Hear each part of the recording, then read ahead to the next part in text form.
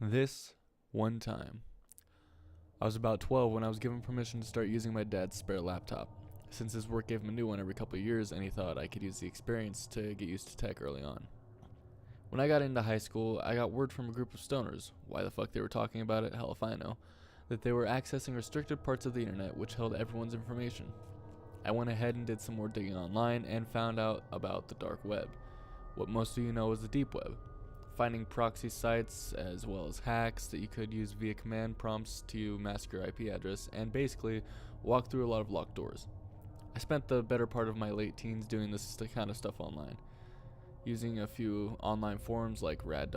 Most of the time, to talk with people who were basically doing the same shit as me. I didn't have many friends offline, so yeah, online was the best place for me and I got pretty good at blending in. I had 3 aliases which I used, but only a close online friend of mine knew that they were all me. Nathan was my main link to the dark web, since he somehow spent more time on it than I did, even when the only thing I did other than ghosting with him was playing Halo with him on my friends list. What I liked about him is that neither of us mentioned our last names on any real information. Even though we both could have looked it up at any time and found pretty much whatever we wanted about the other person. That being said, I trusted Nathan more than almost anyone and he knows more about this story than I'll be willing to admit on here. During uni, I roomed with a local dealer, who, unknown to the education board that expelled him, worked for me. It was so fucking easy to order narcotics online, like MDMA and X, if you knew where to look. I even had them shipped to my dorm's local P.O. box at one time without being any fucking wiser. I'd get the drugs online. My former friend would then use his real-life connections to sell them since I didn't really have any of my own. This was around the time I felt that I had all the cards and no one could touch me if they couldn't track my IP. I was in the second year of my biomed course when I got into the stupid shit. Scumbag pieces of shit would be sharing snuff videos online that would make even the most messed up pornography you've laid eyes on look like fucking white bread. This was why I only used links that I either found myself or more often the ones that Nathan gave me. We would spend days, literally days, just marveling at all the crazy shit which people could get away with.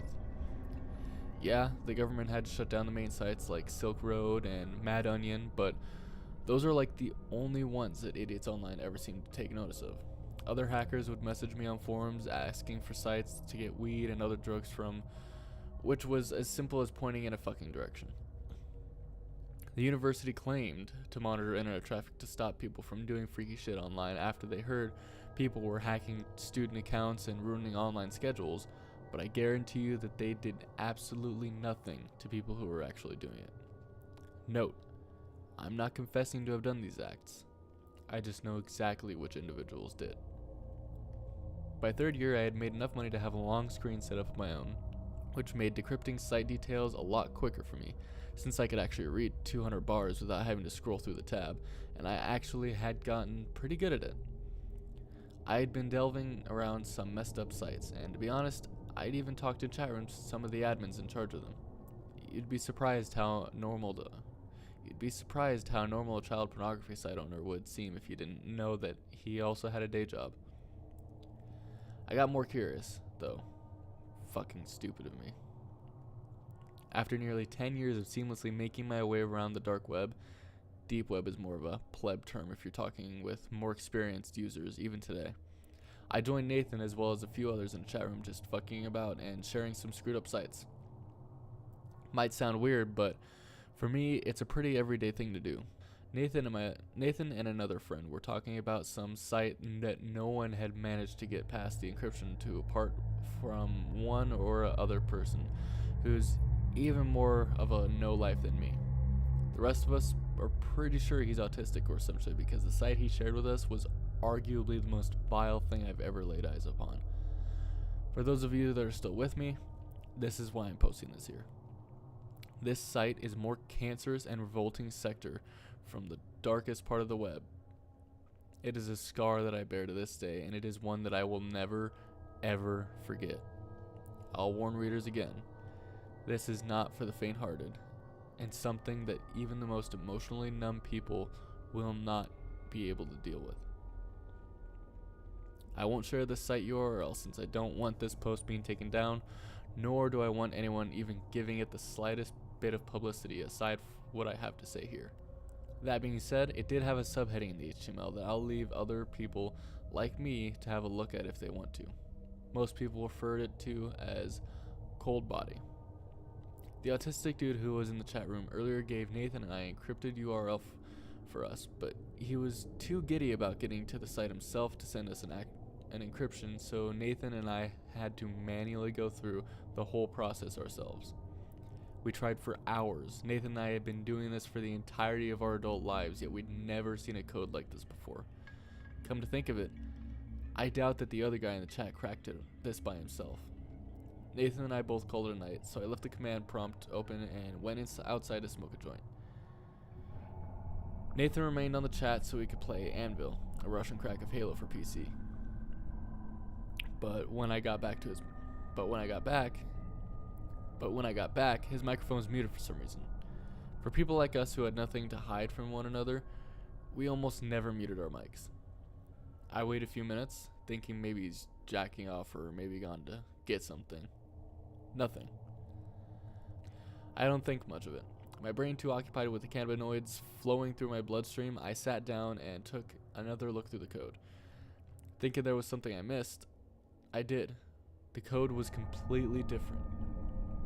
Completely unencrypted.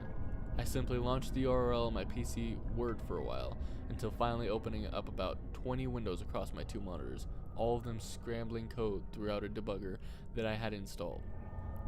Even with the 32 gigabytes of RAM, my computer was making more noise than it ever did doing this kind of stuff. I thought to myself, shit, I'm gonna have to go see my shit in the BIOS if I was going to have a shot of getting through.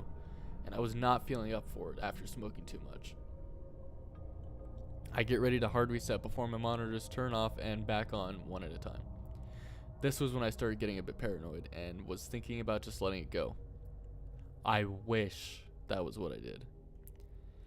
The windows were almost all gone, only 4 were still there, and 2 of them were normal deep web sites that the admin probably used to relay the IP addresses through.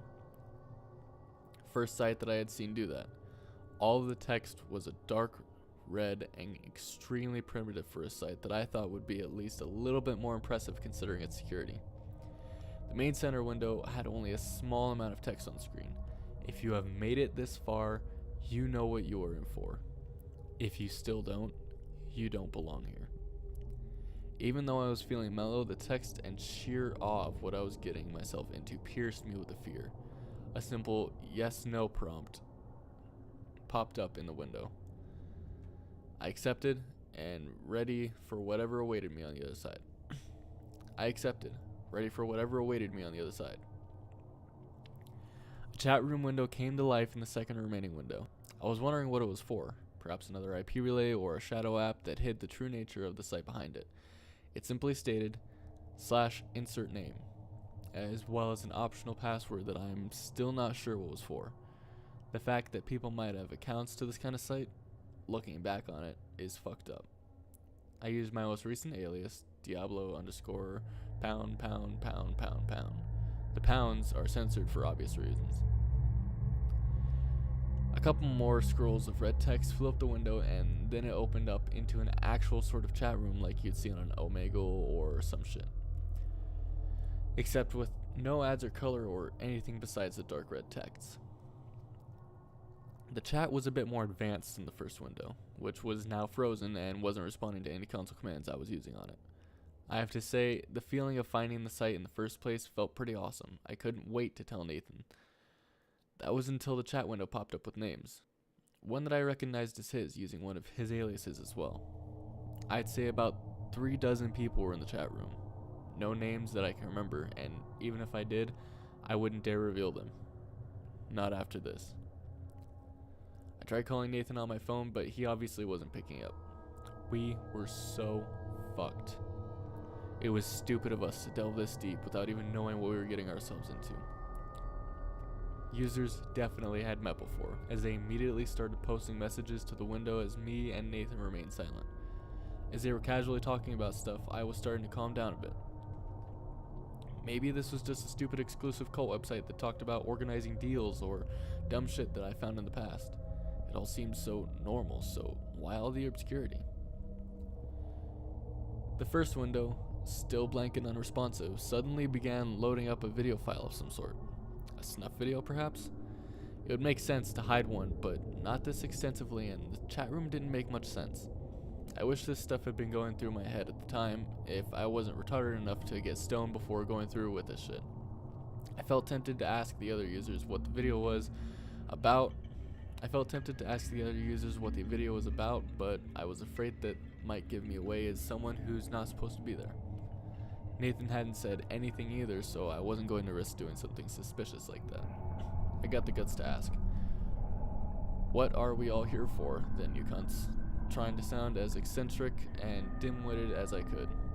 I didn't get a response from them. As a matter of fact, no one said another word. Nathan stayed quiet, but I assumed he noticed me in the chat as well now that I'd posted.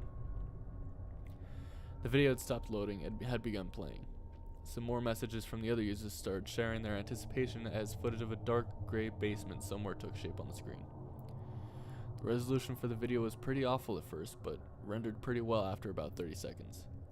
I was scared shitless.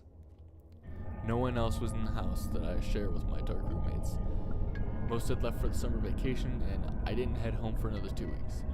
I was alone in the dark, with little else but the ambient sound of whatever was happening behind the camera in the video.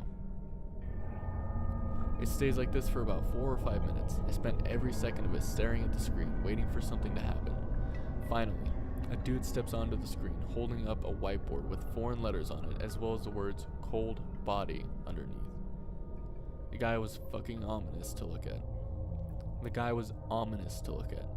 Pretty overweight and what only could be described as a motorbike's beard. The man spoke. I had no idea what he was saying at first. He was speaking in Chinese, I think, but I don't really know. I'm not a fucking linguist. Luckily for Nathan and I, the man had another person beside him who spoke some broken English. "Hello, users. Welcome to Cold Body Show," I think he said. I was honestly more interested than scared at this point. The video looked like it could be something worth showing to the others. The thought never crossed my mind again. The man with the broken English bursts into tears and sobs out of nowhere. He sobs in front of the camera and jerks around in what I can only guess was desperation. The man holding the sign yells at the guy in Chinese before another man enters the frame and puts a gun to his head. Before I could even realize it was a gun, the man fired. He didn't stop there. Pressing the barrel of the gun against the dead man's temple, he fired again. Again. Each shot sprayed blood and what I guess were pieces of the man's skull all over the place. Okay, so a shock video. Not much out of the ordinary here. That was when I stared at the chat window again. The users were talking about what they should do next. The users were all typing in different languages, but almost of the English ones that I read said, "Shoot him again." I realized then that I wasn't watching some shock video or stupid snuff film that the admins had hid behind a wall of proxies. This was a live stream. I was watching a live stream of people being murdered in front of me. We all were. I typed in the chat, "You sick fucks," and "What the fuck are you guys doing?" But the texts weren't responded to because so many people were spamming the chat with foreign texts I couldn't read. Another person is brought out in front of the camera, this time already sobbing and trying to break free of the ropes that had been bound around her ankles and wrists. She was bare naked and covered in bruises and cuts. I didn't do anything but wait for the inevitable. The man shot her in the head and watched her body fall limp to the floor. People in the chat cheered and asked for more. Someone picks up the camera and positions it in a different direction towards a metal table covered with some sort of bin liner. The woman's body was dragged by the hair into the frame and placed on the table. What happened next? I don't think the world should know. I am not kidding. This is your final warning. The body was slumped on the table like a surgeon would do before operating on a person.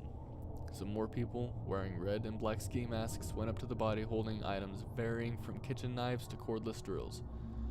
I couldn't watch without feeling physically sick to my stomach. The men tore her apart limb from limb, stabbing at her torso and cutting her open. I take another glance to see one of the men was having sex with the mutilated corpse. I almost immediately retch and almost vomit over my keyboard, but I gain control of myself before that happens. My heart was beating like crazy. The whole situation was so messed up, and I was in way over my head. By the time the men were finished, there was literally a stump of a human being left. Not that you could call that a human anymore. Her head was torn off her neck and stuffed into her body cavity along with one of her arms. If it weren't for the other weird sights that I had seen this before, I might not have stayed as long as I did. 3 more people were brought onto the screen, all of them screaming for their lives and trying to escape. One of them is shot in the leg, the others stand there shaking in place, trying not to scream again. The man holding the signs walks up to the lens of the camera and stares into it. I see his black eyes, blood spattered across his face. I breathed faster and I actually had to look away. It was like he was staring right at me. He says something else in a foreign language, probably the same one as before. When he stops speaking, the chat window does the same. Hardly a single other post, just a chat window waiting for some response. About 20 seconds passes of him just staring into the camera after speaking. Nothing happens at first. The chat then mentioned me and Nathan by our usernames. More of them spam our names and posts to take over the scrolling message board. As soon as they mentioned our aliases, I started freaking out.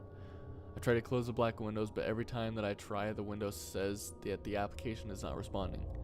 The live stream continues, the man staring at me and the messages prompting me to say something. One of the few comments in proper English pops up. He's asking us to choose which one to kill first. I freeze for about 5 minutes before unplugging my computer from the wall. I didn't care about anything anymore. I just wanted to leave the site and never come back. I sat there with a blank screen in front of me for a bit before pacing around the kitchen. I was done with it. I didn't sleep at all. I was too traumatized to even think about resting after what I had seen. At the time of this happening, I was thinking about reporting the site to the police, but I of all people know that they can't do anything to stop this. To think that more of these sites could exist, that more people are getting gunned down and mutilated for entertainment, it's something that I can't think about.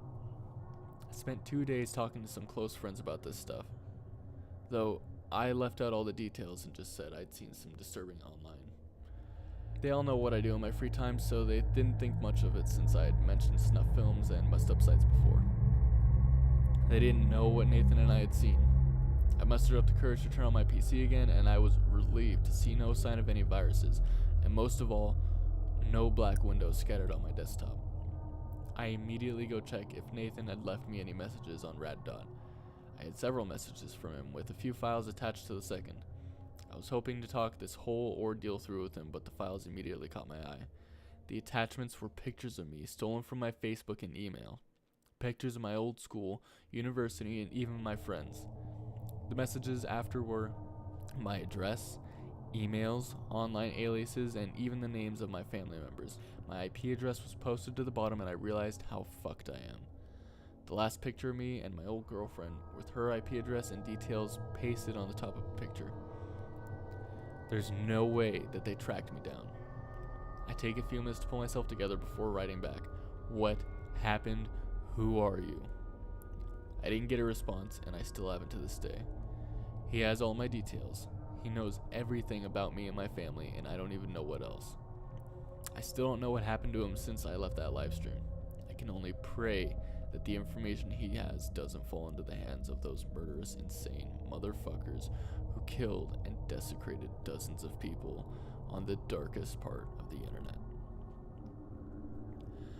I can't let them find me or those who I care about.